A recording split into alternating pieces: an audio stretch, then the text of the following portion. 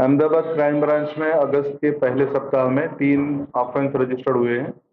वो ऑफेंसेस में एक ऑफेंस जो है वो तंदूर पैलेस होटल एयरपोर्ट रोड पे जो है वहाँ के मैनेजर अनिल सिंह वाघेला ने दर्ज कराई है।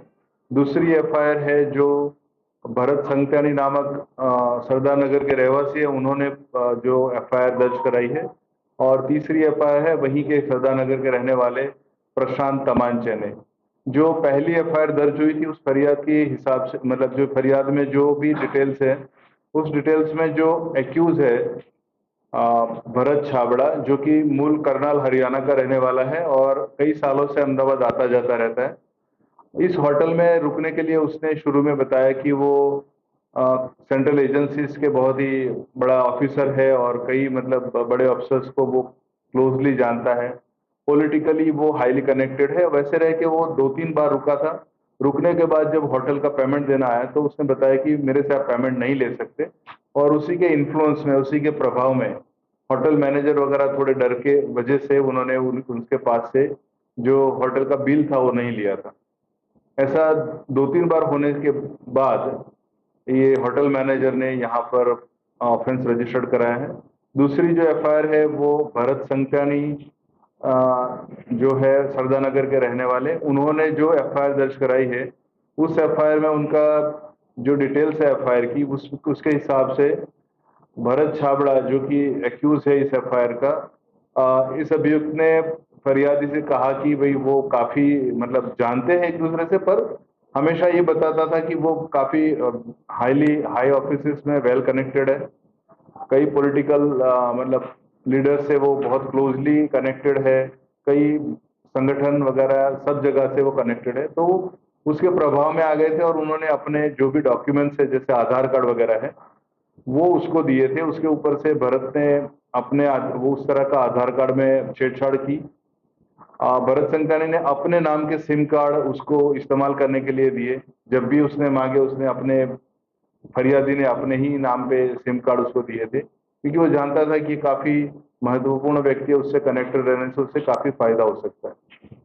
प्रशांत तमांचे जो है वो भी इनको जानते थे, पर उसने उनको लालच दी थी कि उनके जो प्रशांत फरियादी है प्रशांत, उसके जो पिताजी है वो पासा के अंदर डिटेन्ड है और किसी जेल में, तो उनको वो जल्दी से छुड़वा देगा ताकि उसके पास काफी कनेक्शंस है। उसी बहाने उससे कुछ 2,22,000 रुपये उनसे लिए गए। इस तरह की 3 एफआईआर दर्ज हुई थी और उसके जो इन्वेस्टिगेशन शुरू हुआ तो पता चला कि ये आदमी रहता करनाल में है और गुड़गांव में भी है, जहां उसका मतलब एक दूसरा एड्रेस भी मिला था।